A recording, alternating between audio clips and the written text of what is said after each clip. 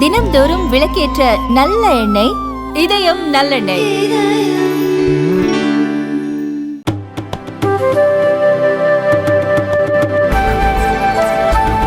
गया फूलमाला दी गई और सर पर कर्नाटक की परंपरा को सहेजे हुई वो पगड़ी या टोपी जो अपने आप में इस विरासत को दिखाती है कि किस प्रकार से कर्नाटक आज प्रधानमंत्री मोदी का स्वागत करने के लिए तैयार नज़र आ रहा है।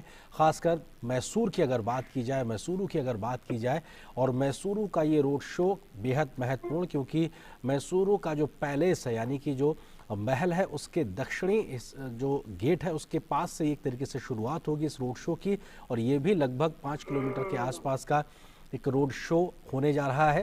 सुरक्षा के तमाम पुख्ता इंतजाम किए गए हैं। सड़क के दोनों ओर बड़े संख्या में लोगों की मौजूदगी है। तमाम जानकार जो कर्नाटक को राजनीति को समझते हैं उनका एक अनुमान है कि करीब 1 लाख के आसपास लोग मौजूद रहेंगे इस 5 किलोमीटर लंबे रोड शो के दरमियान। और जगह जगह पे रोड शो के बीच में कई जगह पे वरिष्ठ नागरिकों के बैठने का इंतजाम भी किया गया है, यानी कि उनके लिए सीट्स लगाई गई हैं।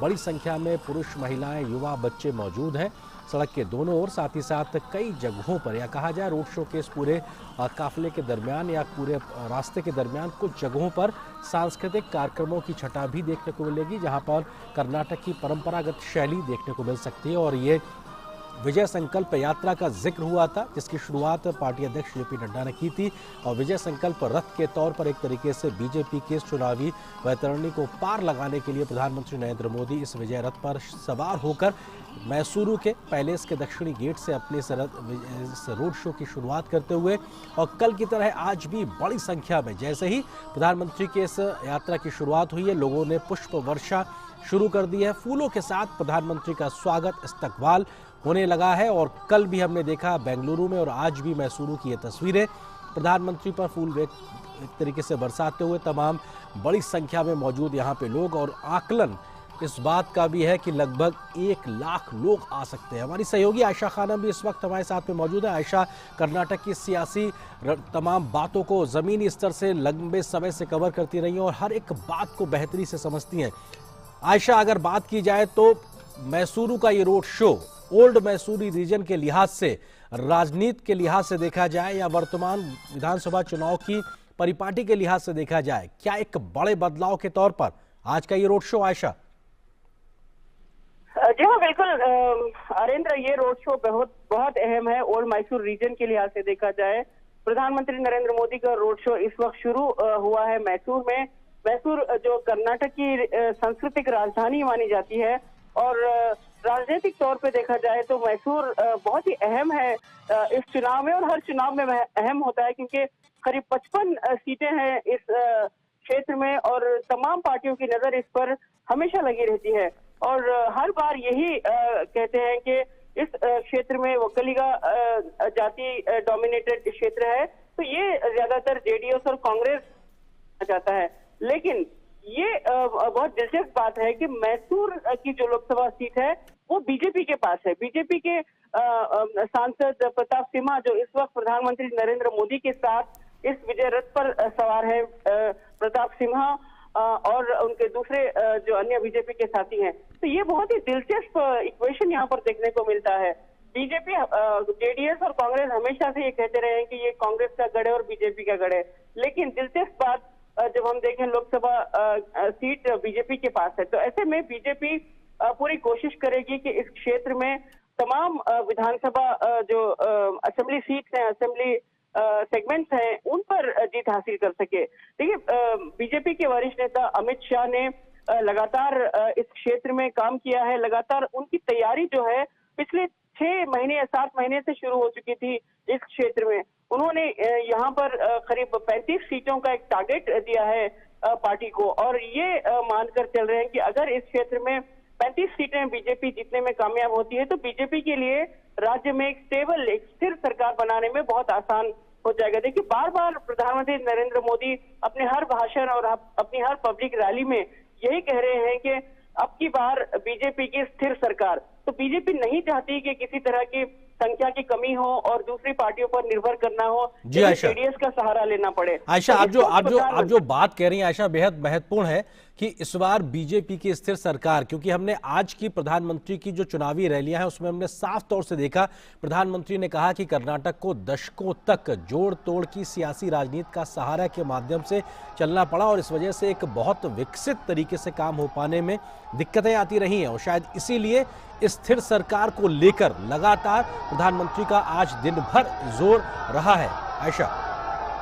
जी हाँ, बिल्कुल, क्योंकि ये जरूरी है कि बीजेपी का नारा ही डबल इंजन सरकार है और बीजेपी इस लक्ष्य को लेकर चल रही है कि राज्य में भी बीजेपी की सरकार हो और केंद्र में भी जो इस वक्त बीजेपी की सरकार है, तो दोनों सरकार मिलकर कर्नाटक में जो विकास की शुरुआत हुई है, इस विकास की जो यात्रा है, इस विकास को आगे बढ़ाया जा सकता है। तो बीजेपी कर्नाटक में इस चुनाव में हर बार प्रचार में यही कह रही है कि डबल इंजन सरकार बेहद जरूरी है और डबल इंजन सरकार के लिए स्थिर सरकार बनाना जरूरी है। देखिए, जेडीएस हमेशा से जब भी चुनाव होता है कर्नाटक में 15 या 20 सीटों का अपना लक्ष्य बना लेता है और जेडीएस का कहना होता है कि वो किंग मेकर बनेंगे। तो इस पर भी प्रधानमंत्री ने आज टिप्पणी की चन्नपटना की रैली, पब्लिक रैली में, और प्रधानमंत्री ने कहा कि कैसे जेडीएस 15-20 सीटों का लक्ष्य रखकर अपने परिवार के लिए ये जोड़ तोड़ की राजनीति करना चाहता है और किंग मेकर बनने का सपना देखता है। तो ऐसे में प्रधानमंत्री ने जेडीएस को कांग्रेस की बी टीम भी कह दिया। तो ये प्रधानमंत्री ने इस क्षेत्र के लोगों को आगाह किया कि अगर इस तरह के 15-20 सीटों के लिए कोई जोड़ तोड़ के लिए किंग मेकर बनना चाहता है तो उसकी जो मंशा है वो राज्य के विकास की ओर नहीं बल्कि अपने परिवार के विकास के लिए होती है। तो प्रधानमंत्री की ये जो आज का जो चन्नपटना में जो जोरदार भाषण रहा, जो जोरदार संबोधन रहा, उससे काफी लोग प्रभावित हुए और प्रधानमंत्री ने प्रधानमंत्री ने यहाँ पर रोड शो तो कर ही रहे हैं, लेकिन साथ साथ प्रधानमंत्री का बहुत ही दिलचस्प कनेक्ट जो है लोगों के साथ पब्लिक रैली में भी देखने को मिल रहा है, जहाँ पर प्रधानमंत्री बीच बीच में कन्नड़ भाषा में लोगों के साथ। आयशा, आप जो कनेक्ट की बात कर रही हैं वो बेहद महत्वपूर्ण है। मैं इसी कनेक्ट को समझना चाहता हूं क्योंकि प्रधानमंत्री को एक तरीके से जब वो कर्नाटक में मौजूद हैं उनको परंपरागत शैली के तौर पर उनका स्वागत किया गया। हमने वो तस्वीरें भी अभी देखी और इस वक्त प्रधानमंत्री को एक कन्नड़ा जो परंपरागत शैली है उसके तहत जो एक टोपी है या पगड़ी है वो उनको पहनाई गई है और सहर्ष उन्होंने उसको स्वीकार किया और लगातार अपने सर पर उसको एक रखकर वो इस रोड शो में आगे चल रहे हैं। ये भी एक अपने आप में कनेक्ट है, जहां कन्नड़ बोलते हैं वहीं कन्नड़ विरासत को भी खुशी खुशी उसको अपने ऊपर धारण करने में वो खुशी महसूस करते हैं। ये पगड़ी भी उसका परिचय है। जी हाँ, बिल्कुल। देखिए, मैसूर जैसे कि मैंने बताया सांस्कृतिक नगरी है, सांस्कृतिक राजधानी है कर्नाटक की और यहाँ का कल्चर जो है पूरे राज्य के कल्चर का एक रिफ्लेक्शन है। और ये जो मैसूर पेठा है, इस पगड़ी को मैसूर पेठा कहा जाता है।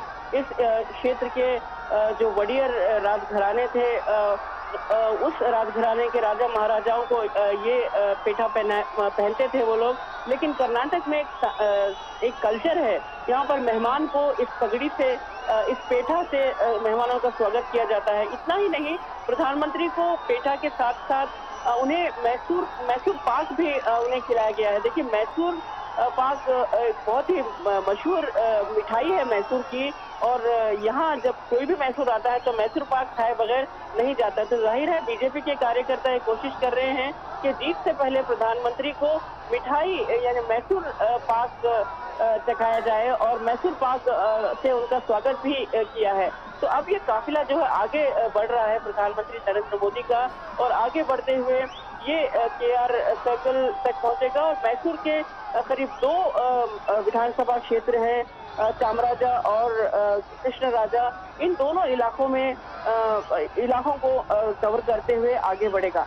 तो प्रधानमंत्री इस क्षेत्र के देखिए, प्रधानमंत्री कुछ ही समय पहले मैसूर आए थे और मैसूर से सटे बंडीपुर आए थे, जहां पर टाइगर सेंसस पर रिपोर्ट जारी की गई थी और फिर प्रधानमंत्री ने काफी वक्त बिताया बंडीपुर में, जो मैसूर से बहुत करीब है और उन्होंने बाद में संबोधन भी किया और वाइल्ड लाइफ पर भी उन्होंने लोगों को संबोधित किया था। तो प्रधानमंत्री लगातार मैसूर से एक संपर्क, एक कनेक्ट बनाए हुए हैं और इस वर्ष भी प्रधानमंत्री, पिछले साल भी प्रधानमंत्री ने जो वर्ल्ड योगा डे के दौरान मैसूर पैलेस के सामने योगा किया था यहाँ के लोगों के साथ मिलकर, वर्ल्ड योगा डे का सेलिब्रेशन यहाँ पर किया था। तो प्रधानमंत्री का एक कनेक्ट बन चुका है मैसूर के साथ और ये ओल्ड मैसूर रीजन में जी। काफी बदलाव देखने को मिल रहे हैं और जाहिर है ये बदलाव प्रधानमंत्री की इस तरह की रोड शो और रैलीज के जरिए यहाँ पर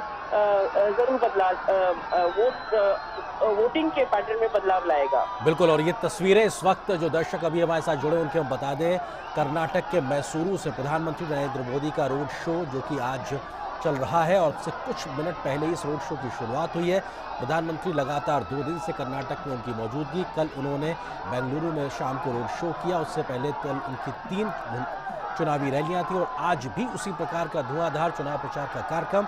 दिन में 3 बड़ी चुनावी रैलियां और उसके बाद अब मैसूरू की सड़कों पर रोड शो, और इस रोड शो में हजारों की संख्या में लोग सड़क के दोनों ओर मौजूद हैं। तमाम जानकार इस बात का जिक्र कर रहे हैं कि इस रोड शो के दरमियान करीब 1 लाख लोग प्रधानमंत्री नरेंद्र मोदी को देखने के लिए पहुंचेंगे।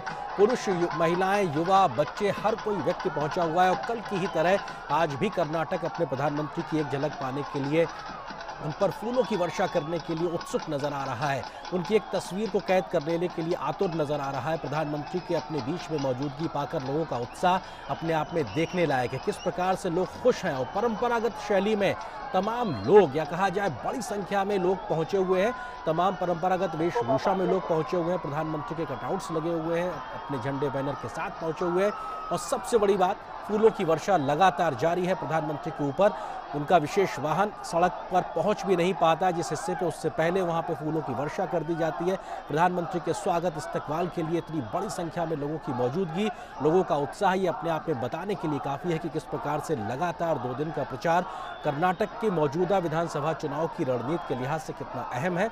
जानकारों की माने तो ये अपने आप में 2 दिन कर्नाटक के आने वाली 10 मई के नतीजों में एक बड़ा परिवर्तन लाने का मादा रखते हैं बीजेपी के पक्ष में।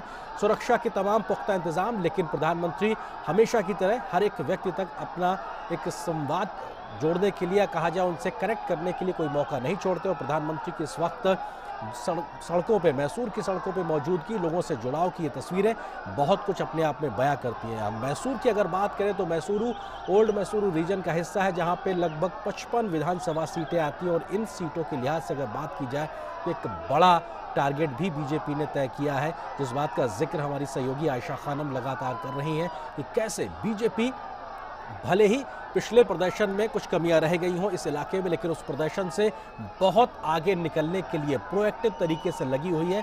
न सिर्फ प्रधानमंत्री मोदी इस वक्त की उनकी मौजूदगी, इससे पहले तमाम जो दिग्गज बड़े नेता हैं बीजेपी के, उन्होंने इस पर धुआंधार काम किया है, प्रचार किया, और न सिर्फ प्रचार बल्कि विकास की तमाम ऐसी योजनाएं, परियोजनाओं को लेकर आए हैं ताकि जनता को विकास के नाम पर अपनी रिपोर्ट कार्ड दिखाई जा सके और फिर से उनका समर्थन मांगा जा सके। और शायद यही वो बड़ी बात जो देश में राजनीतिक परिपाटी में एक बड़ी लकीर खींचते हुए, हमारी सहयोगी आयशा हमारे साथ लगातार बनी हुई है। आयशा, आज का ये जो मैसूरू का रोड शो है लगभग कितना लंबा, किन मुख्य स्थानों से गुजरेगा और क्या बड़ी आज की विशेषताएं? आयशा जी देखिए, ये रोड शो करीब 4.3 किलोमीटर होगा और ये शुरू हुआ गन हाउस सर्कल से और यहाँ पर प्रधानमंत्री का स्वागत, शानदार स्वागत किया गया। पूरे ट्रेडिशनल वेलकम जो मैसूर का पूर्ण कुंभ तरीका होता है वेलकम करने का, वो उस तरीके से उनका वेलकम किया गया है और 4.3 किलोमीटर से ये पूरा रोड शो जो है रूट बनाया गया है। देखिए, बहुत ऐतिहासिक रोड शो है ये जो रूट है, ये जो जिस रूट से प्रधानमंत्री गुजर रहे हैं, ये वैसे दशहरा के दौरान जम्बो सवारी यानी मशहूर वर्ल्ड फेमस जो दशहरा होता है, इसी तरह की रूट से मैसूर का जम्बू सवारी भी इधर से निकलती है और ये विश्व प्रसिद्ध रूट माना जाता है उस वक्त। तो करोड़ों की संख्या में लोग इस दशहरा को देखने के लिए पहुंचते हैं और लाखों की संख्या में लोग मैसूर में इस रोड पर खड़े होकर दशहरा का प्रोसेशन देखते हैं। लेकिन आज यहाँ पर उसी ऐतिहासिक रोड पर, ये ऐतिहासिक रूट जो है राजा महाराजाओं के काल के वक्त से, उस जमाने से यहाँ पर ये रूट जो है अहम एक वीआईपी रूट है। और अब प्रधानमंत्री का काफिला जो है आगे बढ़ रहा है बसवेश्वर सर्कल, केआर सर्कल पार करते हुए गवर्नमेंट आयुर्वेदा कॉलेज और फिर ओल्ड आरएमसी यार्ड के पास पहुंचेगा, जहां पर ये आरएमसी यार्ड जो है ज्यादातर व्यापारियों का आरएमसी यार्ड है और यहाँ पर काफी मध्य वर्ग के छोटे व्यापारी वेंडर्स वगैरह यहाँ पर नजर आएंगे। तो प्रधानमंत्री उनके साथ अपना संपर्क बनाने की कोशिश करेंगे। प्रधानमंत्री के साथ देखिए दिलचस्प बात यह है कि प्रधानमंत्री की इस विजय रथ पर सवार है ईश्वरप्पा और दूसरी तरफ है रामदास। पार्टी ने इन दोनों को इस विधानसभा चुनाव में टिकट नहीं दिया है, लेकिन इसके बावजूद ये दोनों वरिष्ठ नेता बीजेपी के साथ है, स्टार प्रचारक बनकर प्रधानमंत्री के साथ प्रचार कर रहे हैं। और दूसरी तरफ प्रताप सिंह है जो बीजेपी के जो लोकसभा के सांसद हैं बीजेपी के। तो आगे बढ़ते हुए प्रधानमंत्री इस समय लोगों का जो अभिवादन है उसे स्वीकार कर रहे हैं। मैसूर बहुत ही ऐतिहासिक शहर है आरेंद्र। ये कहा जाता है कि मैसूर में अगर आप थोड़ी दूर तक कहीं भी पत्थर फेंको तो वो पत्थर हो ना हो किसी राजमहल पर ही जाकर गिरेगा। यानी इतने हर छोटे डिस्टेंस पर एक पैलेस, एक राजविलास, एक राजमहल मिलता है आपको। तो ये बहुत ऐतिहासिक और टूरिज्म के लिहाज से देखा जाए तो कर्नाटक की टूरिज्म इंडस्ट्री के लिए एक अहम रेवेन्यू जनरेटिंग क्षेत्र है। और यहाँ पर आज जो खड़े हुए लोग हैं हजारों की संख्या में मैसूर वासियों के साथ साथ अलग अलग देखिए गर्मियों की छुट्टियां चल रही हैं तो देश भर से कई टूरिस्ट जो है इस वक्त मैसूर में हैं और ये हजारों की संख्या में ये लोग भी सड़कों के दोनों पार जमा हैं और वो देखना चाहते हैं प्रधानमंत्री की एक झलक। और प्रधानमंत्री का स्वागत करने के लिए लाखों की संख्या में लोग यहाँ पर जुटे हुए हैं। आर्यन बिल्कुल। और आयशा, आपने जिस बात का जिक्र किया कि मैसूरू की अगर बात की जाए तो कर्नाटक की सांस्कृतिक राजधानी ये अपने आप में बेहद महत्वपूर्ण और वही एक सांस्कृतिक छटा भी हमको देखने को मिल रही है। निश्चित तौर से सुरक्षा व्यवस्था का भी पुख्ता इंतजाम होते हैं, व्यवस्था के तहत तमाम प्रोटोकॉल होते हैं, लेकिन जनता के साथ में सीधा जुड़ाव हो सके प्रधानमंत्री इसका विशेष ख्याल रखते हैं। और वही तस्वीर भी हमको देखने को मिली, एक पुलिस अधिकारी के साथ प्रधानमंत्री का संवाद। और निश्चित तौर से ये कोशिश होगी कि जनता जो इस वक्त सड़कों पे दोनों ओर मौजूद है उसको परेशानी ना होने पाए, उनके साथ प्रधानमंत्री का जो एक जुड़ाव है, जो कनेक्ट है, उसमें कोई दिक्कत ना आने पाए। आयशा, क्योंकि हम देख रहे हैं प्रधानमंत्री के विशेष वाहन के इस काफिले के आगे तमाम सांस्कृतिक पोशाक में सजी धजी महिलाएं जो कि कर्नाटक की एक विरासत को, सांस्कृतिक छटा को दिखाती हैं, वो चल रही हैं। तो अपने आप पे इसके बारे में कुछ बताइए, क्योंकि ये भी अपने आप में एक बड़ा संदेश है। संस्कृति को हम सहेज के रखेंगे, विरासत को हम सहेज के रखेंगे, लेकिन हम जो तकनीक के माध्यम से कि जो आधुनिकता है उससे कहीं पीछे नहीं रहेंगे। कर्नाटक, बेंगलोर की बात हो या अन्य शहरों की बात हो, सब में इस विकास के दोनों बिंब दिखाई पड़ते हैं। आयशा जी हाँ, बिल्कुल। मैसूर ने अपनी विरासत को संभाले रखा है और मैसूर का जो कल्चर है, जो ट्रेडिशनल मैसूर राजधानी का जो यहाँ की परंपरा है उसे मैसूर ने संभाले रखा है। यही वजह है कि मैसूर को कल्चरल कैपिटल बताया जाता है। और जो महिलाएं साथ साथ आगे चल रही हैं, ये तमाम महिलाएं जो है वो कर्नाटक के ट्रेडिशनल स्टाइल में अपनी वेशभूषा में तैयार हुई हैं और ये महिलाएं प्रधानमंत्री नरेंद्र मोदी को पूर्णतम अंदाज में उन्होंने इनका स्वागत किया था और साथ साथ अभी चल रहे हैं। देखिए, इस तरह के नज़ारे दशहरा के वक्त भी मिलते हैं। दशहरा के दौरान जब प्रोसेशन निकलता है तब मैसूर की जो संस्कृति है, जो कला है और मैसूर की जो राजघराने की संस्कृति है अभी भी यहाँ पर सड़कों पर नजर आती है। तो आज भी प्रधानमंत्री नरेंद्र मोदी के सामने ये तस्वीरें जो हम देख रहे हैं, ये साफ नजर आता है कि मैसूर जो ट्रेडिशनली कर्नाटक की संस्कृति को कायम रखा है वो आज एक बार फिर सड़कों पर नजर आ रहा है। लेकिन एक राजनीतिक अंदाज में एक तरफ प्रधानमंत्री चल रहे हैं तो आगे सांस्कृतिक आर्टिस्ट और जो कलाकार हैं वो आगे मैसूर की संस्कृति को दर्शाते हुए आगे चल रहे हैं। तो प्रधानमंत्री नरेंद्र मोदी के मन में यही चल रहा होगा कि इस वक्त जो प्रधानमंत्री मैसूर के विकास की बात कर रहे हैं, कर्नाटक के विकास की बात कर रहे हैं, तो वो इन तमाम चीजों को देखकर यही अंदाजा लगा रहे होंगे कि कर्नाटक में डबल इंजन सरकार बनाना कितनी अहम है, एक स्थिर सरकार देना कितनी अहम है, ताकि यहाँ मैसूर को जो बेंगलुरु जो कर्नाटक का टियर 2 सिटी है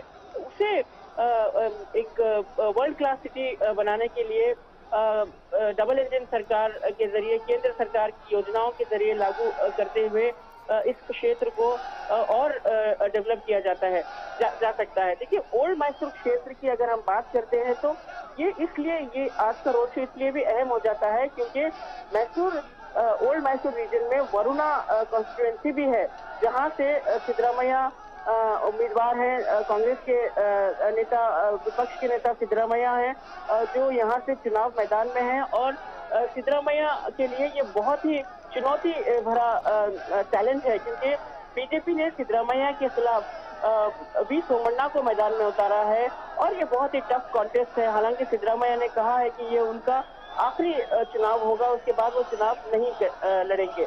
लेकिन वरुणा में बहुत ही टफ फाइट नजर आ रही है और मैसूर में प्रधानमंत्री नरेंद्र मोदी का इस तरह का रोड शो और बीजेपी की एक लहर क्रिएट करना इस ओल्ड मैसूर रीजन में ये बहुत अहमियत रखता है। और दूसरी तरफ ओल्ड मैसूर रीजन की अगर हम बात करते हैं तो चन्नपटना से कुमार स्वामी जो है एस.डी. कुमार स्वामी, पूर्व मुख्यमंत्री देवेगौड़ा के पुत्र, वो मैदान में हैं और रामनगरम से कुमार स्वामी के पुत्र निखिल मैदान में हैं।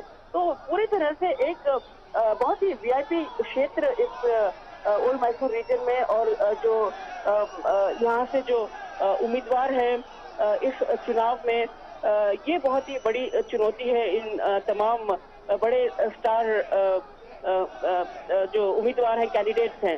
तो बीजेपी की लगातार कोशिश है कि प्रधानमंत्री नरेंद्र मोदी के कैंपेन के जरिए और उनकी पब्लिक रैली के जरिए एक लहर क्रिएट किया जाए। देखिए, कर्नाटक में राजनीतिक विश्लेषक ये भी मानते हैं कि जो नैरेटिव शुरू में बन रहा था, पिछले 3 दिनों से ये नैरेटिव बदल गया है। यानी लोगों को जो इक्वेशन बना रहे थे, जो स्पेकुलेशन आ रही थी कि बीजेपी को कितनी सीटें आएंगी, कांग्रेस को कितनी सीटें आएंगी, ये तमाम नैरेटिव थे ये बदल गई हैं क्योंकि प्रधानमंत्री नरेंद्र मोदी का जो जोर शोर से प्रचार चल रहा है, उसके बाद राजनीतिक विश्लेषक भी कुछ हद तक कंफ्यूज हैं कि क्या ये मोदी लहर कर्नाटक में एक बार फिर बीजेपी की सुनामी में बदल सकती है। तो बीजेपी की लगातार यही कोशिश, प्रधानमंत्री की शख्सियत, प्रधानमंत्री की केंद्र में शासन, केंद्र की तमाम विकासशील योजनाएं, तमाम चीजों का एक ऐसा मिश्रण और इन तमाम चीजों को दर्शाते हुए आज का ये रोड शो जरूर एक बहुत बड़ा स्टेटमेंट है कांग्रेस और जेडीएस के लिए, जो इस क्षेत्र को अपना गढ़ मानते हैं। बिल्कुल, ये अपने आप में एक बड़ा संदेश है और वर्तमान कर्नाटक के विधानसभा चुनाव की राजनीति के लिहाज से ये 2 दिन बड़े अपने आप में अहम होने वाले हैं। अगर हम बेंगलुरु रीजन की बात करें, जहां पर कल 28 विधानसभा सीटों के लिहाज से वहां पर प्रधानमंत्री का जोरदार रोड शो था, तो आज मैसूरू, जो कि ओल्ड मैसूर रीजन का क्षेत्र है, 55 विधानसभा सीटें हैं और प्रधानमंत्री का इस वक्त का ये जो रोड शो है, ये अपने आप में हजारों की संख्या में लोगों की मौजूदगी बहुत कुछ बताती है और लोग फूलों से प्रधानमंत्री का स्वागत कर रहे हैं। एक फोटो या कहा जाए तस्वीर अपने फ़ोन में कैद कर लेना चाहते हैं। प्रधानमंत्री भी लगातार लोगों का अभिवादन स्वीकार कर रहे हैं और परंपरागत शैली में जो ट्रेडिशनल जो वेशभूषा है जो होती है, उसका भी परिचय यहाँ पे साफ तौर से देखने को मिल रहा है। और इस लगभग 4.5-5 किलोमीटर लंबे रोड शो में जगह जगह पर वरिष्ठ नागरिकों के बैठने की व्यवस्थाएं भी की गई हैं, तो सांस्कृतिक छटा को विरासत करने की वो कोशिश भी की गई। और यहाँ पर मोदी के नारे ये इस बात का परिचय कि कैसे बड़ी संख्या में लोग यहाँ पहुँचे हैं, जो बीजेपी के पक्ष में माहौल बनाने की तो कोशिश है उसमें आगे बढ़ते हुए। और ये लगभग 5 किलोमीटर का आज का भी रोड शो बड़ा एक परिवर्तन लाने का मादा रखता है बीजेपी के पक्ष के लिहाज से बात की जाए, जिसका जिक्र हमारी सहयोगी आयशा लगातार कर रही थी। आयशा, प्रधानमंत्री की शख्सियत का आप जिक्र कर रही थी, तो निश्चित तौर से हम कल से लेकर आज तक लगातार देख रहे हैं कि उम्र के 7 दशक पार करने के बाद भी उनकी जो ऊर्जा है वो किसी को भी चुनौती देने से कम नहीं होती। और अभी भी वो बात हमने आज देखी उनकी रैलियों में भी, किस उत्साह के साथ वो अपना रिपोर्ट कार्ड सामने रखते हैं। उन्होंने खासतौर से किसानों के मसले और मुद्दों को छुआया आयशा आज, और कहा कि बीज से लेकर बाजार तक हर एक कोशिश किसानों के साथ की गई है। और किसान सम्मान निधि के लिहाज से बात की जाए तो 18,000 करोड़ रुपए पैसे कर्नाटक के किसानों के खातों में सीधे तौर पे पहुंचे हैं। तमाम रुकी हुई जो सिंचाई परियोजनाएं थी उनको पूरा किया गया है पिछली सरकारों के समय का। तो निश्चित तौर से किसान जो कि अन्नदाता हैं, उनके मसले पर भी अपना रिपोर्ट कार्ड प्रधानमंत्री ने रखा है। भले ही तमाम शहरी इलाके हों कर्नाटक में, लेकिन बड़ी संख्या में खेती किसानी वाले इलाके भी हैं। जी हाँ, बिल्कुल। मैसूर और मंड्या क्षेत्र की अगर हम बात करें तो ये बहुत ही कृषि प्रधान क्षेत्र है मंड्या, और मैसूर में केआरएस डैम है। इसके चलते मंड्या जो है गन्ने और धान की खेती के लिए जाना जाता है।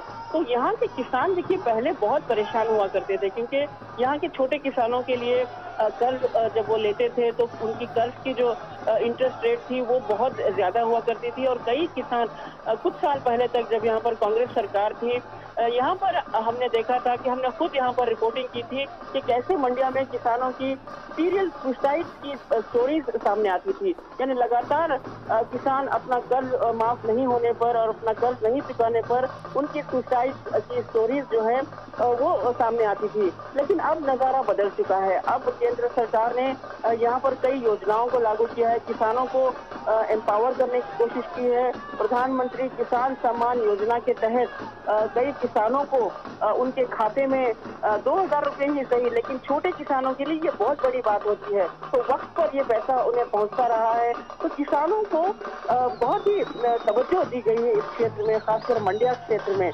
और हमने देखा जब प्रधानमंत्री यहाँ पर आए थे मंड्या कुछ समय पहले, जब बैंगलोर मैसूर हाईवे का उद्घाटन कर रहे थे, तो प्रधानमंत्री इसी तरह का रोड शो मंड्या के पास करते हुए आगे बढ़े थे। और यहाँ पर किसान उन्हें स्वागत करने के लिए नजर आ रहे थे। जिस सर्कल पर किसान किसी समय अपने हक के लिए लड़ाई करते हुए नजर आते थे, अब वो किसान प्रधानमंत्री नरेंद्र मोदी की जय जयकार करते हुए वहां से उनका स्वागत करते हुए नजर आ रहे हैं। देखिए ये बदलाव मंड्या में हमें देखने को मिल रहा है।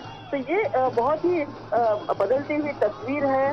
तो जाहिर है प्रधानमंत्री की जो योजनाएं हैं, जो खासकर किसानों को एम्पावर करने की योजनाएं हैं, किसान सम्मान योजना है, इसके तहत और मिलेट्स की जो प्रधानमंत्री नरेंद्र मोदी ने जो प्रचार किया है मिलेट्स को लेकर, इसके चलते मंड्या क्षेत्र में हासन रागी जो एक मिलेट है उसका गढ़ है। और यहाँ पर किसानों को जब से मिलेट प्रमोशन शुरू हुआ है, इंटरनेशनल मिलेट ईयर माना गया है, तो तब से किसानों को यहाँ पर काफी बढ़ावा भी मिल रहा है।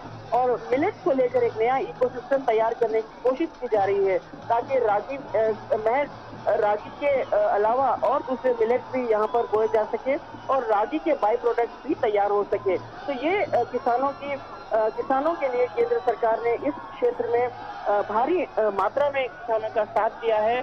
और यही तस्वीर बताती है कि कैसे मंड्या में बदलाव है, हासन में बदलाव नजर आ रहा है। और धीरे धीरे बीजेपी को यही उम्मीद दिला रही है बीजेपी को कि ये जो लाभार्थी है वो जरूर इस बात को देखेंगे कि कैसे लोगों तक, किसानों तक, महिलाओं तक केंद्र सरकार की योजनाओं का लाभ पहुंच रहा है। तो जरूर ये लाभार्थी भी अपने हक, अपने वोट के जरिए बात करेंगे। तो बीजेपी को यही उम्मीद है। बीजेपी इसीलिए यही कह रही है कि बीजेपी ये भरोसे, यानी कन्नड़ा में बीजेपी ये कह रही है कि बीजेपी ये भरोसे, मतलब बीजेपी ही भरोसा है और बीजेपी पर भरोसा करके देखिए। और ये भी कह रही है कि सबका साथ सबका विकास, ये 3 नारे बीजेपी जो है लगातार हर कैंपेन में बीजेपी लोगों के सामने रख रही है। तो ये देखना दिलचस्प होगा कि ये तमाम रोड शो और ये जो तमाम पब्लिक रैलीज में लाखों की संख्या में भीड़ उमड़ रही है प्रधानमंत्री नरेंद्र मोदी के संबोधन को सुनने के लिए, ये किस तरह से वोट में ट्रांसलेट होते हैं। जी आर्यन, बिल्कुल। और आयशा, आप जो बात कह रही हो अपने आप में बेहद महत्वपूर्ण है और वर्तमान कर्नाटक की राजनीति के लिहाज से भी बहुत खास, क्योंकि जो एक उत्साह इस वक्त प्रधानमंत्री की रैलियों में, प्रधानमंत्री के इन रोड शो में दिखाई पड़ रहा है, किस तरीके से उनकी स्वीकार्यता को दर्शाता है। और ये स्वीकार्यता वोटों में तब्दील होती है तो किस प्रकार के नतीजे आएंगे, ये तमाम राजनीतिक जानकारों को एक तरीके से सोचने के लिए मजबूर करेंगे। लेकिन कल की ही तरह आज भी, जैसे कल बेंगलुरु में और आज इस वक्त मैसूरू की रोड पे हजारों की संख्या में लोगों की मौजूदगी है। प्रधानमंत्री का स्वागत करने के लिए पहुंचे हुए हैं। प्रधानमंत्री भी दोनों हाथ का अभिवादन स्वीकार करते हैं। और ये देखिए विहंगम दृश्य एक किसी महत्वपूर्ण स्थान पे जहाँ पे बड़ी संख्या में लोग पहुंचे हुए हैं, न सिर्फ सड़क के दोनों किनारे बल्कि जितने भी व्यावसायिक प्रतिष्ठान है या अन्य जगहें हैं उनकी बालकनी और छतों पर भी लोगों की मौजूदगी ये दर्शाने बताने के लिए काफ़ी है कि कैसे हर एक व्यक्ति उत्सुक है प्रधानमंत्री की एक झलक देख लेने के लिए, उनकी एक झलक पा लेने के लिए। और ये देखिए कितनी बड़ी संख्या में लोग इस जगह पे मौजूद हैं और छोटे बड़े पुरुष महिलाएं हर कोई प्रधानमंत्री मोदी के नारे लगा रहा है, मोबाइल से तस्वीर को कैद कर लेना चाह रहा है। और निश्चित तौर से सोशल मीडिया का ज़माना है, न सिर्फ इस वक्त लोग तमाम जगहों पर इस पूरे इवेंट को लाइव कर रहे होते हैं अपने फ़ोन से, बल्कि तस्वीरों को कैद करके आगे भी उनको प्रसारित करते हैं। और ये आज के समय का एक ट्रेंड है और निश्चित तौर से प्रधानमंत्री भी इस बात को समझते हैं, करेक्ट करते हैं और उनकी कोशिश होती है कि हर एक व्यक्ति जो इस वक्त रोड के किनारे उनका इंतज़ार कर रहा है उसके अभिवादन को वो स्वीकारें, सहर्ष तरीके से आगे बढ़ते नजर आए।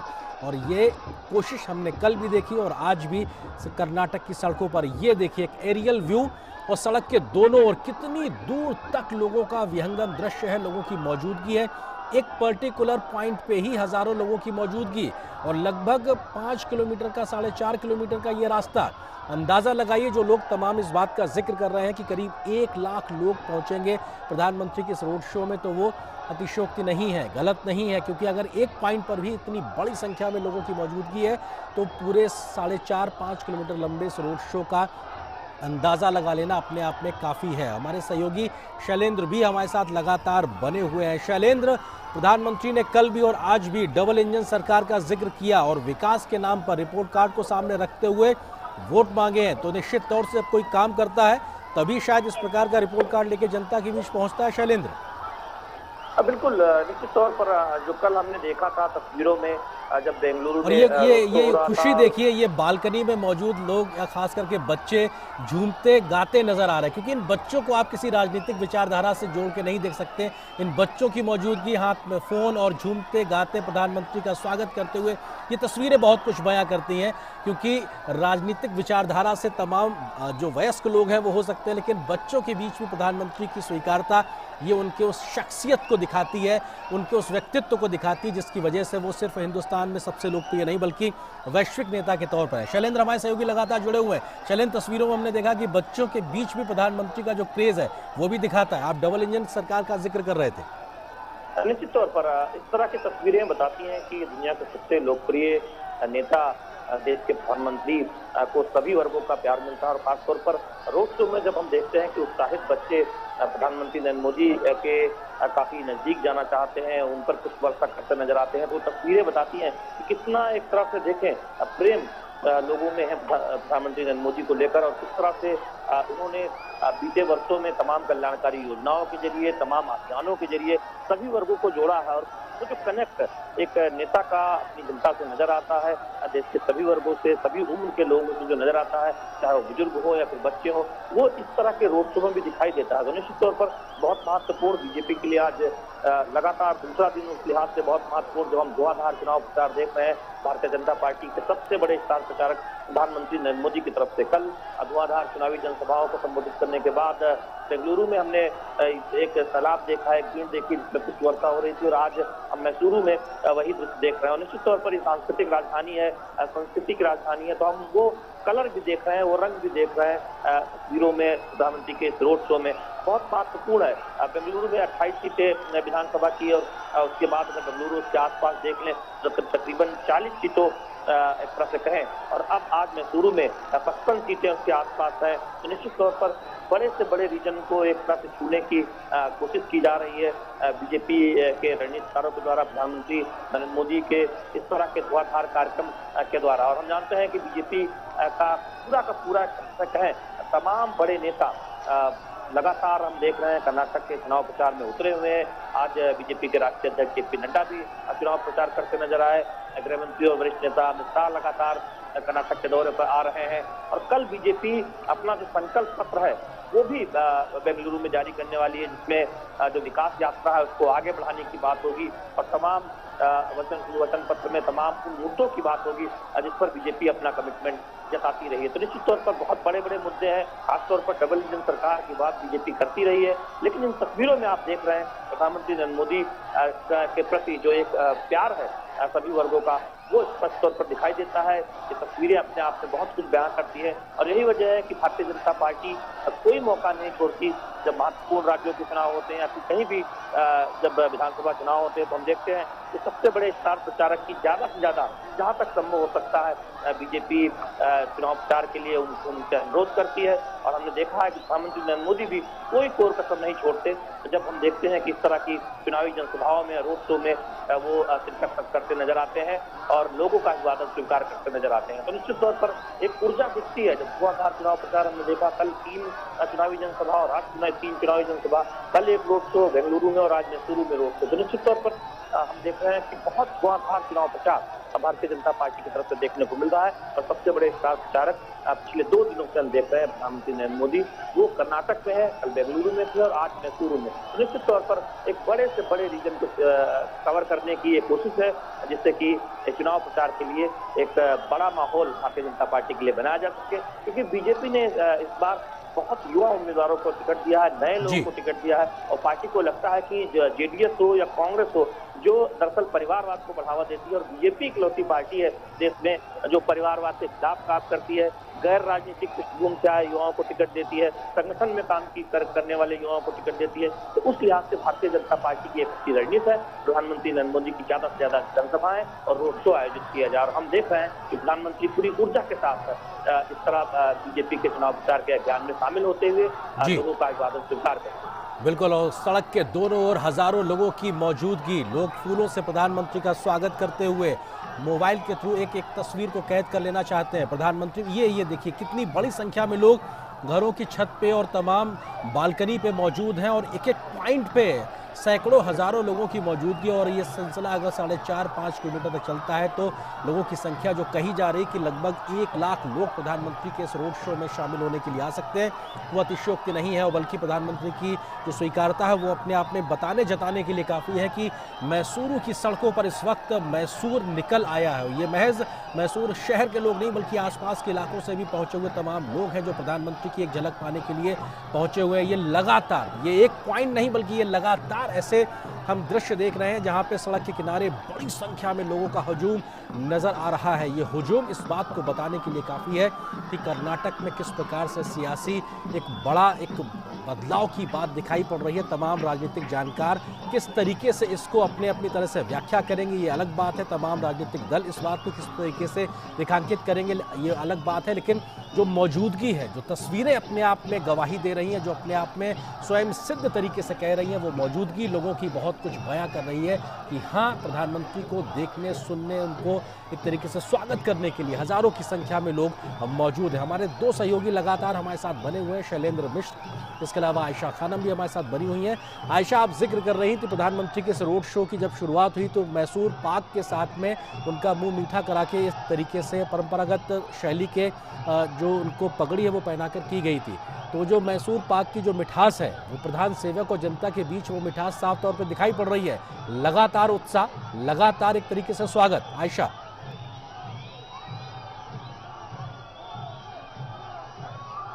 हम आयशा से संपर्क करेंगे, लेकिन शैलेंद्र यही सवाल आपके साथ में, क्योंकि आयशा ने इस बात का जिक्र किया था कि प्रधानमंत्री का आज के रोड शो की शुरुआत जो है मैसूर पाक का साथ उनका मुंह मीठा करा के की गई थी, और वो मिठास यहाँ पर जनता और प्रधान सेवक के बीच साफ तौर पर दिखाई पड़ रही है। शैलेंद्र, निश्चित तौर पर आरेंद्र, मैसूर पाक एक तरह से बहुत मशहूर मिठाई, और जब भी कोई आता है मैसूरू तब उसके स्वागत किया जाता है। और हम पहले ही जानते हैं कि कर्नाटक की सांस्कृतिक राजधानी के तौर पर इसे जाना जाता है, तो निश्चित तौर पर वो झलक भी दिखाई देती है। और जनता का प्यार जिस तरह से उमड़ रहा है, जिस तरह से कनेक्ट है प्रधानमंत्री नरेंद्र मोदी और जनता के बीच, तो वो दिखाई देता है कि जो मिठास है वो यहाँ पर कनेक्ट में भी दिखाई देती है। प्रधानमंत्री जब दोतरफा संवाद करते हैं, लोगों का अभिवादन स्वीकार करते हैं, लोग उन्हें उन पर वर्षा करते हैं, उन्हें जो तस्वीरें हैं तो अपने आप में बताने के लिए काफी है कितने मधुर एक तरह से कहें एक संबंध प्रधानमंत्री नरेंद्र मोदी और जनता के बीच है और सभी वर्गों के बीच। हम जानते हैं कि बच्चे बड़ी संख्या में आए हैं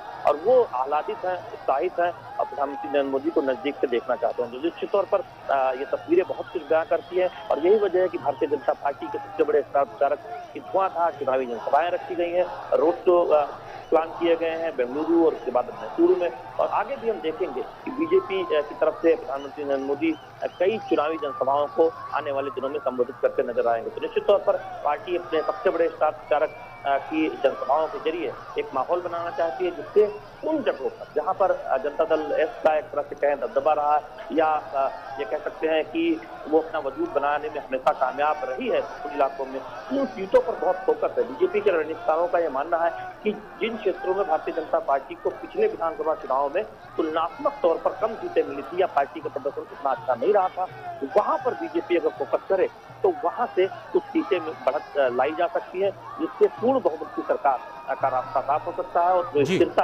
भारतीय जनता पार्टी ने देने की कोशिश की है उसको सुनिश्चित किया जा सकता है। तो निश्चित तौर पर शैलेंद्र, बिल्कुल शैलेंद्र, आप जो बात कह रहे हैं महत्वपूर्ण, मैं अपने पैनल प्रोड्यूसर से इस बात की रिक्वेस्ट भी करूंगा कि अगर हम लोगों के उत्साह का शोर भी थोड़ा सुना सके, क्योंकि ढोल नगाड़ों के साथ पहुंचे हुए लोग, वो अगर हम एक बार सुना सके, क्योंकि वो भी बहुत महत्वपूर्ण है। ये परंपरागत शैली में इस बात को आगे बढ़ाने रखने के लिए और बच्चों की मौजूदगी।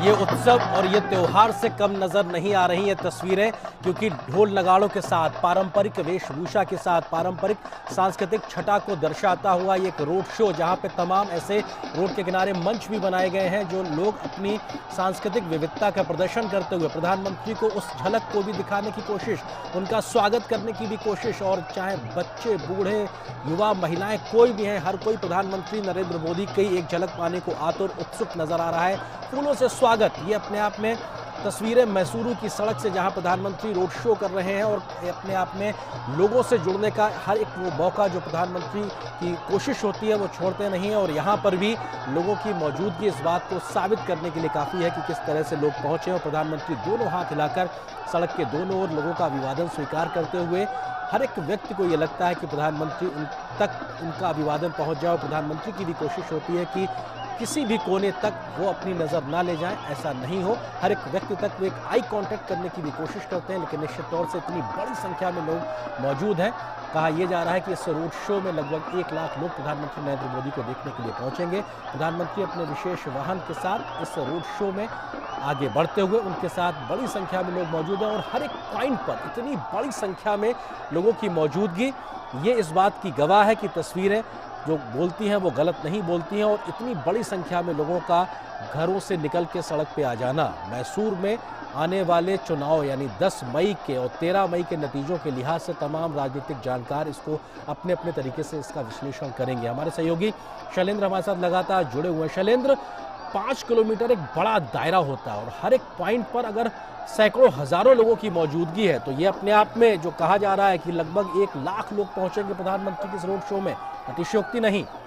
निश्चित तौर पर कोई अतिशयोक्ति नहीं। जब जो भीड़ आप बड़ी बड़ी चुनावी जनसभाओं में देखते हैं, प्रधानमंत्री नरेंद्र मोदी के रोड शो में उसी तरह की भीड़ दिखाई देती है। और कल बेंगलुरु में भी हमने देखा था कि किस तरह से सड़कों के दोनों तरफ एक हुजूम उमड़ा था, और आज हम मैसूरू में देख रहे हैं। तो निश्चित तौर पर ये बड़ी संख्या है।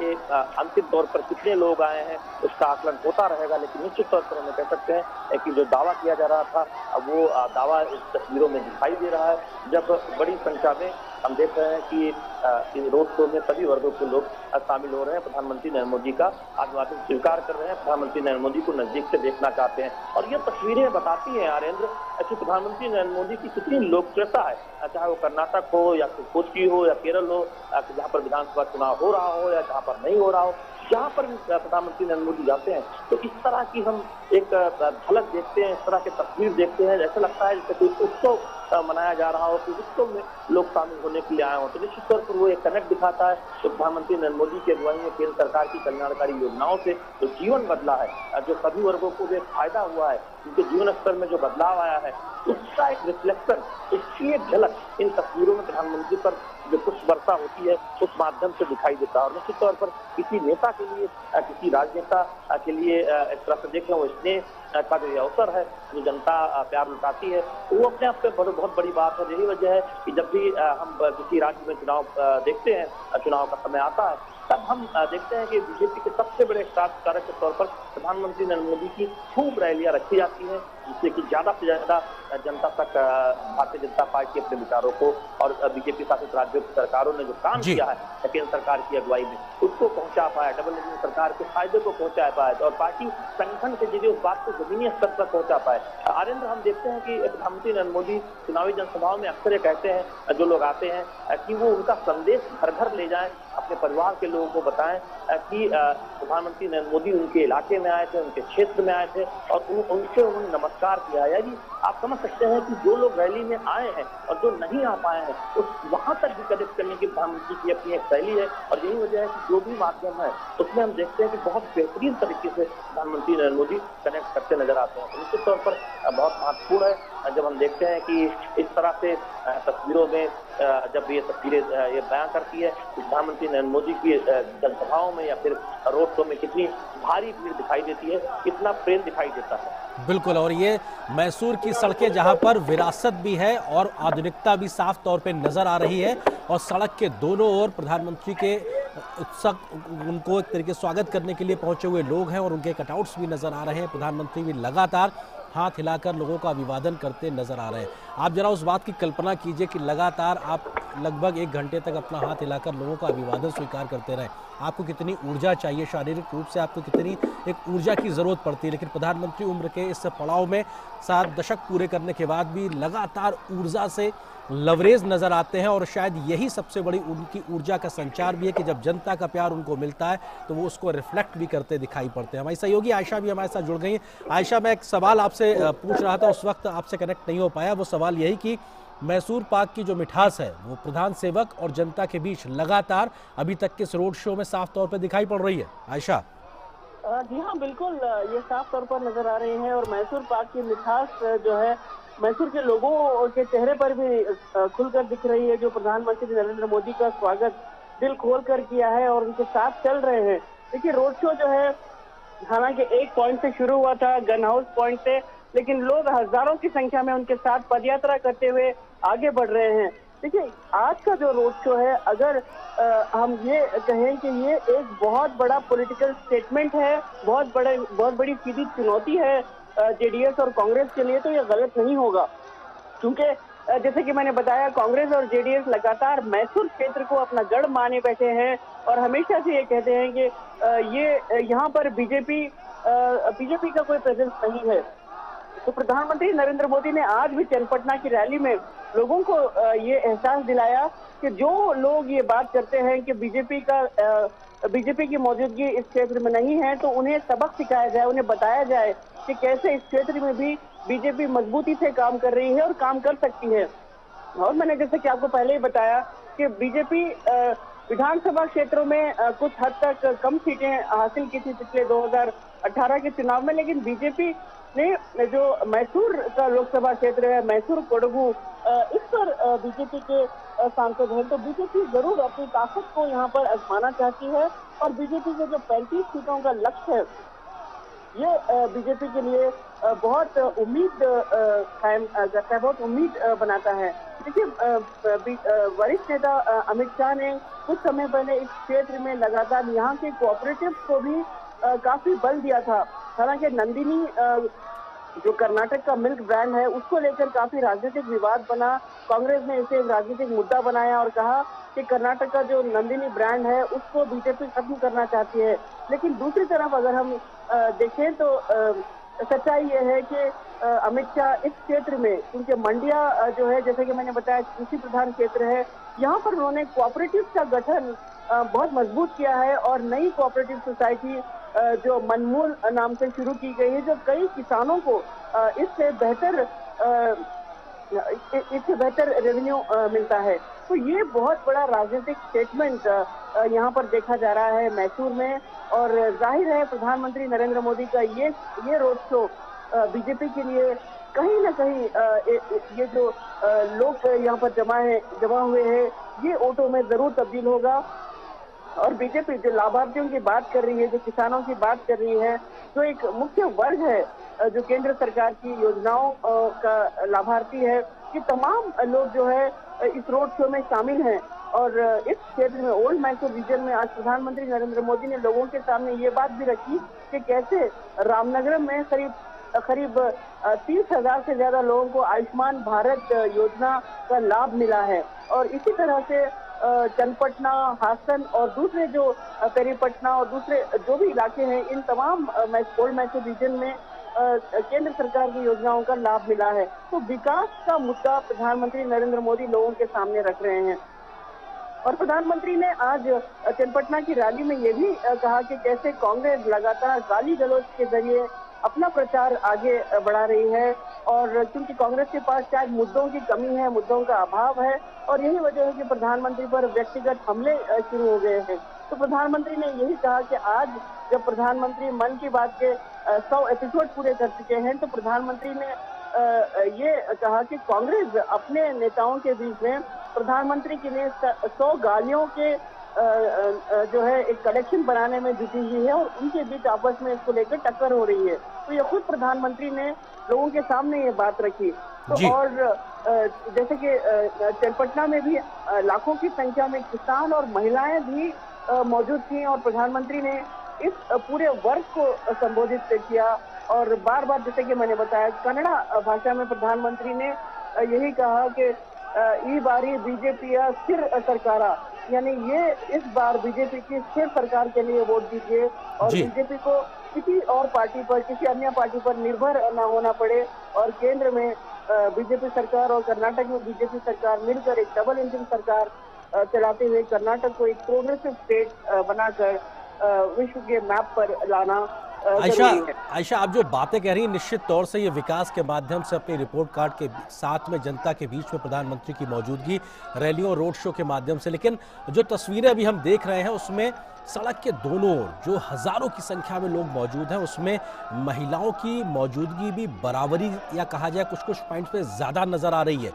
ये महिलाओं की मौजूदगी प्रधानमंत्री के स्वागत के लिए, उनको देखने के लिए या उनके प्रति अपना विश्वास व्यक्त करने के लिए, खासकर महिलाओं की मौजूदगी, ये भी अपने आप में एक बड़ा संदेश देती है। जी हाँ, बिल्कुल। देखिए, ये तस्वीरें देखकर मुझे दशहरा के जश्न का जो उत्सव निकलता है वो मुझे याद आ रहा है, जो जम्बू सवारी का रात से उत्सव निकलता है। ठीक इसी तरह का नजारा मैसूर में देखने को मिलता है। बहुत ही ऐतिहासिक तस्वीर होती है और आज भी वही तस्वीर आज हम यहाँ पर मैसूर में देख रहे हैं। और ये आपने बिल्कुल सही कहा कि लाखों की संख्या में महिलाएं जुटी हैं। देखिए, महिलाओं के एम्पावरमेंट के लिए प्रधानमंत्री नरेंद्र मोदी ने जो योजनाओं को लागू किया है, जो लड़कियों के शिक्षा के लिए योजनाओं को लागू किया है, उसका लाभ हर किसी को मिलता नजर आ रहा है। मैसूर एक ऐसा क्षेत्र है जो न केवल सांस्कृतिक नगरी है बल्कि एक एजुकेशन हब भी है और टियर 2 सिटी होने के नाते इस क्षेत्र को एक एजुकेशनल हब के तौर पर भी इसको इस शहर की विकास के लिए केंद्र सरकार ने कई योजनाएं लागू की है। और महिलाओं की अगर हम बात करते हैं तो प्रधानमंत्री नरेंद्र मोदी हर बार महिलाओं के एम्पावरमेंट के लिए बात की है, चाहे वो उज्जवल योजना हो, यानी रसोई से लेकर स्पेस तक प्रधानमंत्री नरेंद्र मोदी महिलाओं की सराहना करते हैं और उनके विकास के लिए हर स्कीम में उनको साथ रखते हुए हर स्कीम को तैयार की जाती है। तो ये जो महिलाओं का काफिला उनके साथ चल रहा है, इसमें हजारों की संख्या में मैसूर की महिलाएं भी है और हजारों की संख्या में टूरिस्ट जो दूसरे शहरों से, जो देश भर के अन्य शहरों से छुट्टियां मनाने के लिए कर्नाटक में है, तो उनके लिए एक सुनहरा मौका है, एक गोल्डन मोमेंट है उनके लिए कि उन्हें एक बोनस, छुट्टियों में एक ऐसा बोनस मिल गया कि वो प्रधानमंत्री नरेंद्र मोदी की इस रैली में शामिल हैं, इस रोड शो में शामिल हैं और उन्हें उनको करीब देखने का मौका मिला है। तो अभी भी फूलों की वर्षा चल रही है और ये काफिला जो है आगे बढ़ रहा है और थोड़ी देर में बन्नी मंडप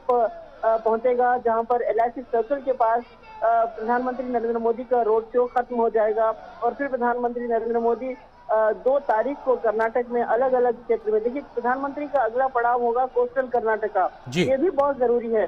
प्रधानमंत्री ने दक्षिण कर्नाटका पूरा कर लिया, माफ कीजिएगा उत्तर बैंगलोर कल पूरा किया, आज ओल्ड मैसूर है, और फिर उन्होंने कल्याण कर्नाटका बीदर में भी उन्होंने धुआंधार रैलियां की है, विजयपुरा में रैलियां की है, चित्तूर कर्नाटका में रैली की है। तो अब उनका अगला पड़ाव होगा कोस्टल कर्नाटका, जहां पर बीजेपी अपने आप को कोस्टल कर्नाटका को अपना गढ़ मानती है। आयशा, मैं इस मसले पे भी आपसे विस्तार से समझूंगा और अपने सहयोगी शैलेंद्र भी हमारे साथ लगातार जुड़े हुए हैं।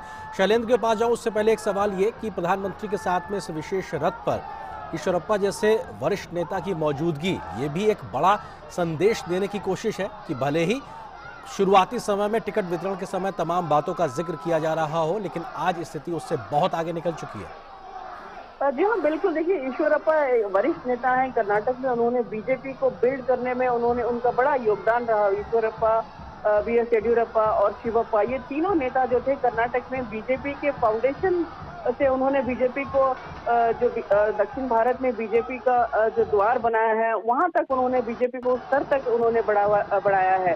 तो ईश्वरप्पा वरिष्ठ नेता हैं और उन्होंने अपना रिटायरमेंट घोषित कर दिया था चुनाव टिकट के बंटवारे से पहले ही। और खास बात ये भी है कि ईश्वरप्पा पिछड़े वर्ग की जाति में बहुत ही लोकप्रिय नेता है, यानी कुरुबा जाति के बहुत ही लोकप्रिय नेता है। और सिद्धरामैया जो है, सिद्धरामैया भी कुरुबा जाति से आते हैं, तो सिद्धरामैया वरुणा क्षेत्र में अपने जो कुरुबा जाति के आधार पर वो वोट मांग रहे हैं। तो ये ईश्वरप्पा का प्रेजेंस, प्रधानमंत्री के साथ होना, और ईश्वरप्पा इस मैसूर क्षेत्र में प्रधानमंत्री के साथ जा रहे हैं, तो कुरुबा समुदाय के लिए एक आश्वासन है कि कुरुबा समुदाय जो है माफ कीजिएगा ईश्वरप्पा जैसे नेताओं पर भी विश्वास करें, क्योंकि ईश्वरप्पा प्रधानमंत्री नरेंद्र मोदी के साथ हैं और वो कुरुबा समुदाय के लिए विकास के कई योजनाएं, कई कार्य कर सकते हैं। तो ये सीधा एक स्टेटमेंट जा रहा है सिद्धरामैया के लिए, जो कुरुबा नेता हैं और वरुणा से कंटेस्ट कर रहे हैं। तो बहुत ही सोची समझी राजनीतिक रणनीति के तौर पर ये रोड शो तैयार किया गया है। एक तरफ संस्कृति है, एक तरफ राजनीति है, और एक तरफ प्रधानमंत्री की शख्सियत है, उनका व्यक्तित्व है, और दूसरी तरफ मैसूर का जो एक शाही अंदाज है, जो राजघराने का अंदाज में जो जुलूस निकल रहा है, ये तमाम चीजें बहुत ही खूबसूरत तरीके से एक कंबाइन करके इस रोड शो को बीजेपी ने तैयार किया है। बिल्कुल आयशा, और निश्चित तौर से ये तस्वीरें भी बहुत कुछ अपने आप में कह देती हैं, जब हजारों की संख्या में मैसूर के लोग पहुंचे हैं प्रधानमंत्री नरेंद्र मोदी का स्वागत करने के लिए, उनका सम्मान करने के लिए। फूलों की वर्षा लगातार हो रही है और 1 घंटे के आसपास का लगभग समय होने को आया और अब प्रधानमंत्री का रोड शो लगातार जारी है। पुरुष, महिलाएं, युवा, बच्चे, हर कोई मौजूद है बड़ी संख्या में प्रधानमंत्री की एक तस्वीर को कैद कर लेने के लिए। और हम विषयों पर भी हर एक मसले को छूने की कोशिश कर रहे हैं कि मौजूदा समय में कर्नाटक की राजनीति के लिहाज से क्या कुछ अहम मसले और मुद्दे और किन मसलों पर आज ज़्यादा बात हो रही है। हमारे सहयोगी शैलेंद्र मिश्र भी हमारे साथ लगातार जुड़े हैं, हमारी सहयोगी आयशा खानम भी हमारे साथ मौजूद है। शैलेंद्र, प्रधानमंत्री ने कल भी और आज भी इस बात का जिक्र किया और जेडीएस समेत कांग्रेस के परिवारवाद पर भी निशाना साधा और कहा कि कैसे दोनों ही पार्टियों में एक ही परिवार का वर्चस्व है, जबकि बीजेपी आम जनता के लिए खड़ी होती है। शैलेंद्र, निश्चित तौर पर आरेंद्र, और बीजेपी लगातार इस बात को कहती है कि देखिए बीजेपी में आज राष्ट्रीय नेताओं की जो एक टीम है या फिर राज्य स्तर पर नेताओं की टीम है, उसमें से तकरीबन सभी नेता ऐसे पृष्ठभूमि से आए हैं जिनका एक गैर राजनीतिक पृष्ठभूमि रहा है, और बीजेपी वंशवाद को बढ़ावा नहीं देती है। आप देखें कि जिस तरह से हम जिक्र कर रहे थे, हमारी सहयोगी आयशा खानम लिंगायत के सबसे बड़े नेता के तौर पर या कर्नाटक के सबसे बड़े नेता के तौर पर राज्य स्तर पर येडियुरप्पा जाने जाते हैं। ईश्वरप्पा एक बहुत मजबूत और बड़े नेता के तौर पर जाने जाते हैं। प्रहलाद जोशी जो केंद्रीय मंत्री हैं, संसदीय कार्य मंत्री, वो भी कर्नाटक से आते हैं। DV सदानंद गौड़ा कर्नाटक से आते हैं। और युवा नेताओं की पहुंच में देखें तो तेजस्वी सूर्या जो बीजेपी के युवा मोर्चा के राष्ट्रीय अध्यक्ष हैं, वो भी कर्नाटक के बेंगलुरु साउथ से सांसद हैं। तो इस तरह से हम देखते हैं कि बीजेपी में नए नेताओं की भी एक बड़ी पहुंच गैर राजनीतिक पृष्ठभूमि से आई है, जबकि कद्दावर नेताओं की पृष्ठभूमि कोई वंशवाद से नहीं रही है। यानी संगठन में पुष्पित पल्लित होकर या बीजेपी की राजनीति में पुष्पित पल्लित होकर वो आगे बढ़े हैं, चुनावी राजनीति में आगे बढ़े हैं, सांसद विधायक बने हैं, केंद्रीय मंत्री बने हैं, सत्ता में शामिल हुए हैं। तो निश्चित तौर पर बीजेपी इस बात को कहती है कि एक तरफ कांग्रेस है जो विकास मुखी है और दूसरी तरफ जेडीएस है जिसको मत देने का मतलब है कि वो एक तरह से कांग्रेस के साथ ही जाएगी, क्योंकि अपने दम पर वो सरकार बना नहीं सकती, वो सिर्फ अपने वजूद को बचाने के लिए चुनाव लड़ रही है। तो ऐसे में जेडीएस को मत देना कांग्रेस को मत देने के बराबर है जो विकास विरोधी है। और दरअसल ये बताकर भारतीय जनता पार्टी ये संकेत देना चाहती है राज्य की जनता को कि देखिए कि बीजेपी एक स्थिर सरकार दे सकती है, डबल इंजन की सरकार दे सकती है, जबकि कांग्रेस हो या जेडीएस हो वंशवाद को बढ़ावा देती है, भ्रष्टाचार को बढ़ावा देती है। और यही वजह है कि हम चुनावी जनसभाओं में बहुत फोकस देख रहे हैं भारतीय जनता पार्टी के नेताओं का। प्रधानमंत्री नरेंद्र मोदी का खुद आज हमने देखा कि जेडीएस का जिक्र करते उन्होंने कहा कि वो कांग्रेस की एक तरह से बी टीम है। तो निश्चित तौर पर जिन इलाकों में जेडीएस की उपस्थिति मानी जाती है वहां पर खास तौर पर बीजेपी की रणनीति है कि जनता को ये बताने की कोशिश की जाए कि जेडीएस को मत देने का मतलब कांग्रेस को मत देना है, क्योंकि वो एक तरह से अलग नहीं है और कई बार देखें तो वो एक साथ भी आ चुके हैं। तो ऐसे में निश्चित तौर पर स्थिरता का जो मुद्दा है, क्योंकि हमने देखा भी कि बीते विधानसभा चुनाव में बीजेपी सबसे बड़ी पार्टी के तौर पर उभरी थी, लेकिन बहुमत से थोड़ी दूर रह गई थी। तब हमने देखा था कि कांग्रेस और जेडीएस ने मिलकर सरकार बनाई थी, लेकिन वो सरकार ज्यादा दिन तक चल नहीं पाई थी। फिर भारतीय जनता पार्टी की सरकार बनी और तब से एक स्थिर सरकार राज्य की जनता को मिली है। तो बीजेपी इस मुद्दे को बहुत बड़े स्तर पर उठा रही है कि जो कोर कसर बाकी रह गई थी पिछले विधानसभा चुनाव में, कुछ उन क्षेत्रों में खासतौर पर जहां पर जेडीएस का दबदबा है वहां पार्टी थोड़ा सा और जोर लगाए तो पूर्ण बहुमत की सरकार भारतीय जनता पार्टी की चुनाव के बाद बन सकती है। तो यही वजह है कि उस रणनीति पर काम किया गया है, आगे बढ़ा गया है। वरिष्ठ नेताओं ने युवा नेताओं के लिए जगह छोड़ी है। जिन नेताओं ने संगठन में लंबे समय तक काम किया है उन्हें चुनावी राजनीति में उतारा गया है। तो ये एक भारतीय जनता पार्टी में परंपरा है। परंपरा को हम गुजरात में आगे बढ़ता हुआ देखते हैं और अब हम देख रहे हैं कर्नाटक में आगे बढ़ता हुआ, जहां नए नेताओं को चुनावी राजनीति में खूब मौका दिया गया है। इस बार जब उम्मीदवारों का टिकट वितरण हुआ तो इसकी चर्चा भी खूब हुई कि बीजेपी ने युवा नेताओं को बहुत प्रमुखता दी है, युवा चेहरों को बहुत प्रमुखता दी है राज्य की राजनीति में, चुनावी राजनीति। जी आयशा, अगर हम प्रधानमंत्री के 2 दिन के इन तमाम चुनावी भाषणों का विश्लेषण करें तो उसमें जहां प्रधानमंत्री ने जेडीएस और कांग्रेस पर परिवारवाद को लेकर हमला बोला, तो साथ ही साथ भ्रष्टाचार को लेकर भी उन्होंने कहा कि जब वो भ्रष्टाचार के खिलाफ लड़ाई लड़ते हैं तो ऐसे में कांग्रेस एक तरीके से नाराज हो जाती है और कई प्रकार के व्यक्तिगत हमले करती है, गाली गलौज तक पे उतर आती है।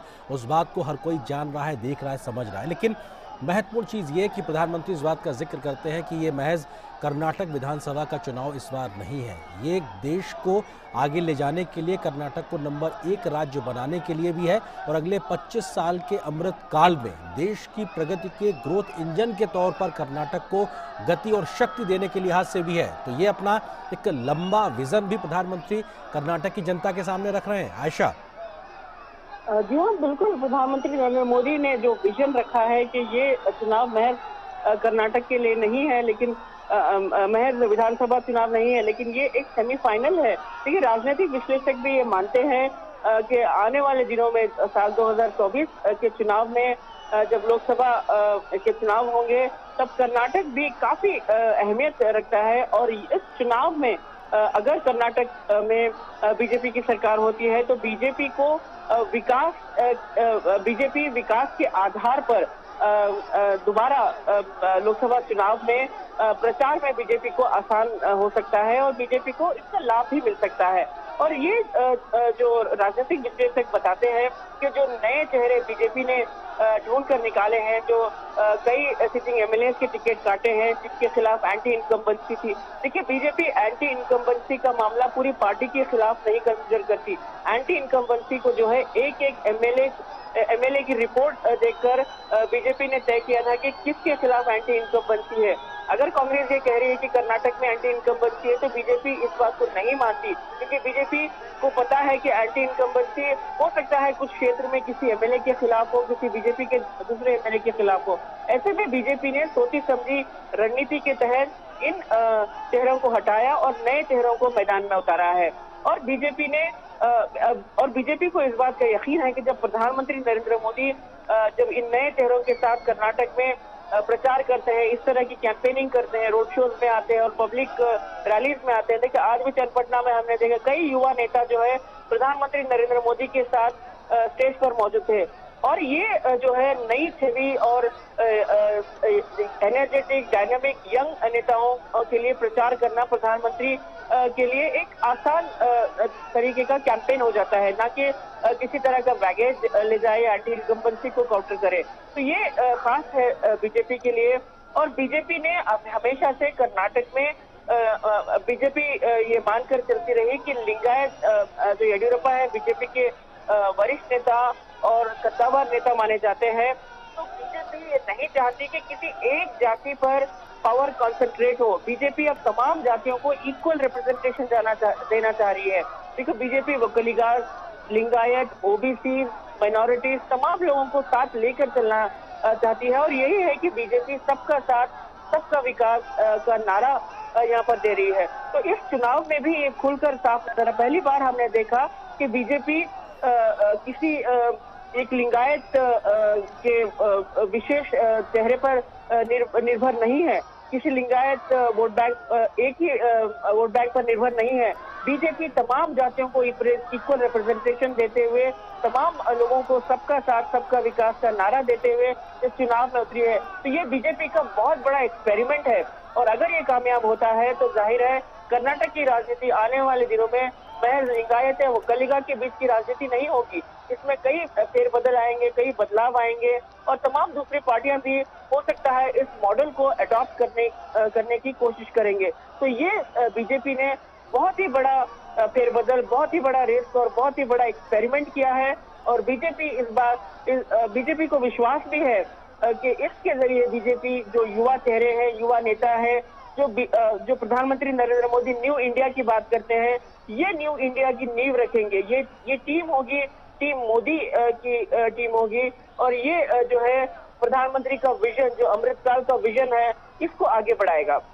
तो इसके तहत कर्नाटक में जो बीजेपी ने एक नया एक्सपेरिमेंट उतारा है। देखिए कर्नाटक में बीजेपी के वरिष्ठ नेता पूर्व मुख्यमंत्री जगदीश शेट्टर ने पार्टी छोड़ दिया तो कांग्रेस ने इसको बहुत बड़ा मुद्दा बनाया और कहा कि बीजेपी ने लिंगायतों को सम्मान नहीं दिया। लेकिन बीजेपी ने दिखा दिया है कि बीजेपी महज एक चेहरे या फिर एक नेता पर निर्भर नहीं है। बीजेपी के पास कई युवा चेहरे हैं, कई सेकंड लाइन ऑफ लीडरशिप है जिसे बीजेपी ग्रूम करना चाहती है और बीजेपी कर्नाटक को एक ऐसा कर्नाटक चुनाव बीजेपी के लिए एक ऐसा एक्सपेरिमेंटल ग्राउंड है जो अगर सक्सेसफुल होता है तो ये बीजेपी के लिए बहुत बड़ी जीत होगी और कर्नाटक की राजनीति, कर्नाटक के पॉलिटिकल इक्वेशन को बदल कर रख देगी। बिल्कुल, ये महत्वपूर्ण बात आयशा आप कह रही हैं कि कई बड़े प्रकार के रणनीतिक सोच के साथ बदलाव किए गए हैं बीजेपी की इस बार के विधानसभा चुनाव कर्नाटक में, इस बात को सोचकर कि आखिर कैसे राज्य की राजनीति के लिहाज से और विकास के पैमाने पर आगे बढ़ा जाए। शैलेंद्र भी हमारे साथ लगातार मौजूद है। शैलेंद्र, क्या वो बड़ी बातें हैं जो बीजेपी को ये विश्वास दिलाती हैं कि साहब हम बहुत अपने काम के दम पर जाएंगे, चेहरों के दम पर नहीं, और अपनी योजनाओं से हम जनता का समर्थन मांगेंगे? और शायद प्रोएक्टिव तरीके से जब प्रचार होता है तो हम आज देख रहे हैं उस रणनीति में भी, जहां कल बेंगलुरु में और आज मैसूरू में प्रधानमंत्री के इस इलाके में मौजूदगी है, तो कर्नाटक के अन्य क्षेत्रों में भी बीजेपी के तमाम अन्य स्टार प्रचारक लगातार धुआंधार प्रचार कर रहे हैं। साथ ही साथ बिल्कुल बूथ स्तर के पन्ना प्रमुख तक की उस कवायद को और दुरुस्त करने का काम भी पैरेलल लगातार चल रहा है। तो ये जो रणनीति है बीजेपी की किस प्रकार से अलग है, क्योंकि पार्टी कहती है पार्टी विद द डिफरेंस? ये देखिए नरेंद्र, बीजेपी की जो रणनीति है वो राज्य दर राज्य 3-4 बातों पर मुख्य तौर पर निर्भर करती है और राज्य के स्तर पर उसमें कुछ बदलाव किया जाता है। सबसे प्रमुख बात यह है कि प्रधानमंत्री नरेंद्र मोदी की लोकप्रियता और जिस तरह से उनकी स्वीकार्यता है, तो हम देखते हैं कि सबसे बड़े स्टार प्रचारक के तौर पर वो चुनाव प्रचार करते नजर आते हैं, धुआंधार चुनावी जनसभा करते हैं, रोड शो करते हैं और इस वक्त हम देख रहे हैं कि मैसूरू में ये भव्य रोड शो हो रहा है। और बेंगलुरु में हमने देखा जो तस्वीरें आई, सभी वर्ग जिस तरह से प्रधानमंत्री नरेंद्र मोदी को देखने के लिए उत्साहित है। निश्चित तौर पर बीजेपी को लग रहा होगा कि सबसे बड़े स्टार प्रचारक के धुआंधार प्रचार से भारतीय जनता पार्टी को चुनाव में फायदा होने वाला है। दूसरी बात यह है कि बीजेपी दरअसल इस बात पर बहुत फोकस करती है कि संगठन के स्तर पर इतनी सक्रियता लाई जाए जिससे कि चुनाव में उसका फायदा हो। बूथ स्तर तक कार्यकर्ता सुनिश्चित करें कि लोग अपने घरों से निकलें और उसके लिए प्रेरणा का काम करें। उसके लिए पन्ना प्रमुख की एक बहुत महत्वपूर्ण भूमिका होती है। इसमें पन्ने में जितने भी मतदाता होते हैं उनको बूथ तक लाने की एक जिम्मेदारी पन्ना प्रमुख को दी जाती है। तो राष्ट्रीय स्तर से लेकर बूथ स्तर तक के कार्यकर्ताओं को एक जिम्मेदारी देना, वो भारतीय जनता पार्टी की रणनीति का एक बहुत बड़ा हिस्सा होता है। तीसरी बात यह है कि बीजेपी ये मानती है कि चुनाव कोई भी हो, कोई बड़ा चुनाव हो, छोटा चुनाव हो, पूरी ताकत के साथ लड़ना चाहिए। और यही वजह है कि हम देखते हैं कि चाहे बीजेपी के सबसे बड़े प्रचारक प्रधानमंत्री नरेंद्र मोदी हो या फिर कोई स्थानीय कार्यकर्ता हो, सभी को अधिकतम एक तरह से हम अधिकतम योगदान देते हुए देखते हैं और उसके सबसे प्रेरणा स्रोत प्रधानमंत्री नरेंद्र मोदी होते हैं। तो इस रणनीति पर आगे बढ़ा जाता है। चौथी बात यह है कि राज्य स्तर पर देखा जाता है कि कितने हद तक नए लोगों को मौका दिया जा सकता है, जिन्होंने पार्टी संगठन में काम किया है। युवाओं को मौका दिया जा सकता है, ऐसे युवाओं को जो गैर राजनीतिक पृष्ठभूमि से आए हैं, राजनीतिक जरूरतों और राजनीतिक यथार्थ को स्वीकार करते हुए पार्टी एक स्पेस बनाती है, संभावना तलाशती है और हम राज्य दर राज्य उस नई पीढ़ी को मौका देते हुए देखते हैं।